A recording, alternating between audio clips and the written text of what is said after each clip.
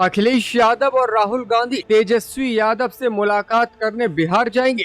ये सुगबुगाहट इसलिए खड़ी हुई है क्योंकि खुद तेजस्वी ने दोनों नेताओं को खास बुलावा भेज दिया है।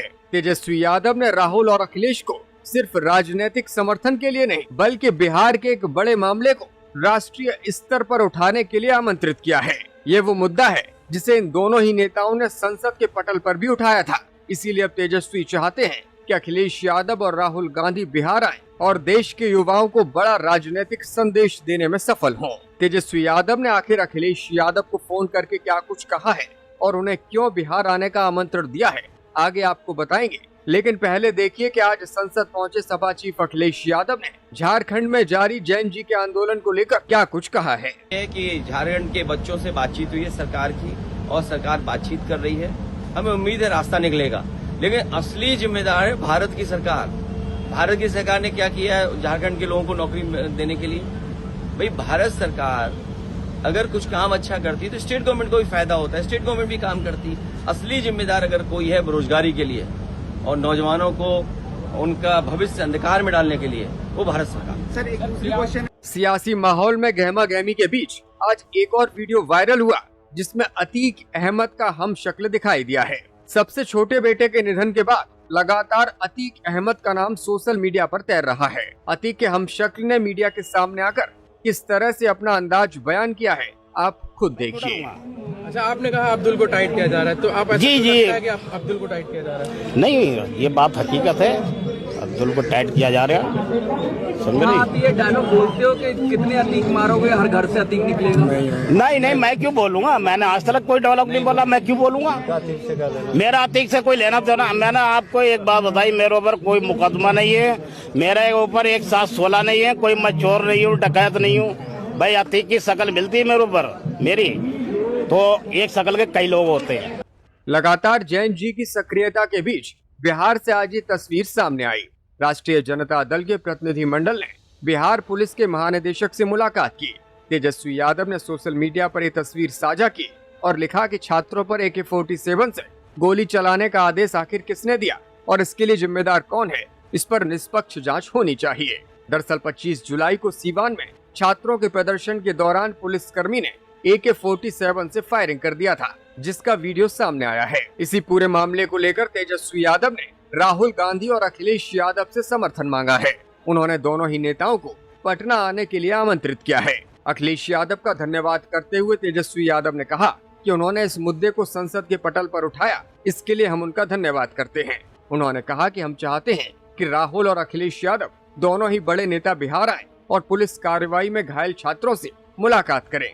तेजस्वी यादव की राजनीतिक दिशा साफ है। वो चाहते हैं कि राहुल गांधी और अखिलेश यादव अगर बिहार आते हैं तो छात्र आंदोलन का मुद्दा विपक्षी दलों के साझा अभियान का हिस्सा बन जाएगा। इससे राज्य सरकार पर राजनीतिक दबाव तो बनेगा ही, साथ ही ये मुद्दा पूरे देश के पटल पर भी सुर्खियों में आ जाएगा। कुछ देर पहले संसद परिसर पहुंचे अखिलेश यादव ने केंद्र सरकार पर अलग ही अंदाज में निशाना साधा। अपने सांसद को आगे करते हुए अखिलेश यादव ने कहा कि ये सरकार कॉन्स्टिट्यूएंसी की सीमा बदलना चाहती है, लेकिन भारत की सीमा को सुरक्षित करने पर पीछे हट रही है। कॉन्स्टिट्यूएंसी की बाउंड्री बदलना चाहते हैं, कॉन्स्टिट्यूएंसी की सीमाएं बदलना चाहते हैं, परसीमन, और भारत की सीमा को कौन सुरक्षित रखेगा? 2014 से लेकर के अभी तक आप लोगों के लिए भी ये सवाल है। हमारे MP साहब पढ़ देंगे, पढ़ दो इधर। देश का क्षेत्रफल बढ़ा? नहीं, यहाँ से पढ़िए। 2014 से आज तक सरकार का जवाब क्या है?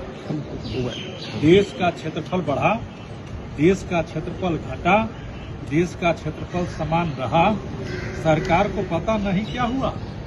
ये सवाल। और भारतीय जनता पार्टी जवाब ही नहीं देना चाहते। क्या कॉन्स्टिट्यूएंसी का क्षेत्रफल बदलेंगे, परसीमन लाएंगे, लेकिन भारत की सीमा कितनी है, क्षेत्रफल क्या भारत का?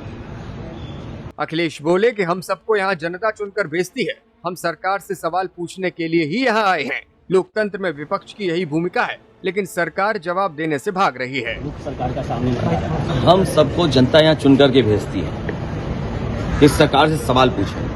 और डेमोक्रेसी में, लोकतंत्र में विपक्ष की यही भूमिका है, सरकार से सवाल करते हैं। सरकार सवाल का जवाब क्यों नहीं दे रही? सरकार सवाल से क्यों भाग रही है? लाठी चली, आंसू गैस के गोले चले, करंट लगा, बहुतों को चोटें लगी, अस्पताल में बड़े पैमाने पे छात्र नौजवान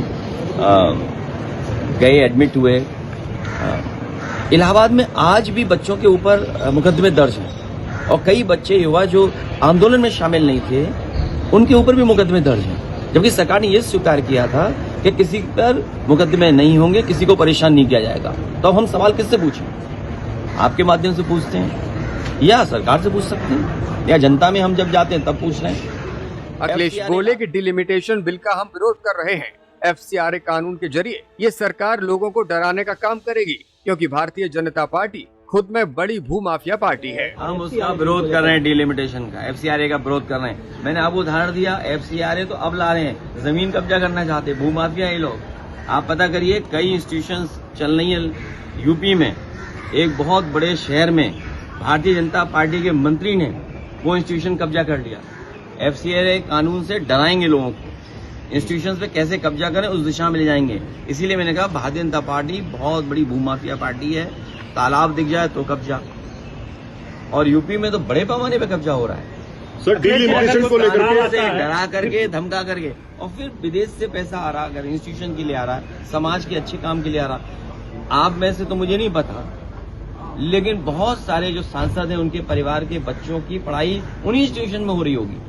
पूर्व मुख्यमंत्री ममता बनर्जी पर हुए हमले को लेकर भी अखिलेश यादव ने सरकार पर निशाना साधा। उन्होंने कहा कि ये बहुत दुखद है, लोकतंत्र में इस तरह की घटना नहीं होनी चाहिए। हमला हो जाए और जिस तरह का व्यवहार हो रहा है, अगर सरकार करवा रही है तो ये बहुत निंदनीय है, क्योंकि ये सरकारें तो आती जाती हैं, किसी को अपमानित आप कैसे कर सकते हैं? वो भी चुनी हुई मुख्यमंत्री थी, आज नहीं है सरकार में, तो बहुत ज्यादा फासले से नहीं आ रही। सेंटर फोर्स नहीं लगा होता तो शायद वो चुनाव नहीं हारती।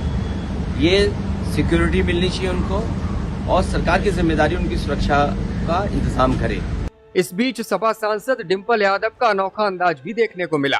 वो पार्टी के सांसदों के साथ एक बाल्टी में दूध लेकर संसद परिसर पहुंची और सीधे उत्तर प्रदेश के मुख्यमंत्री योगी आदित्यनाथ पर निशाना साधा।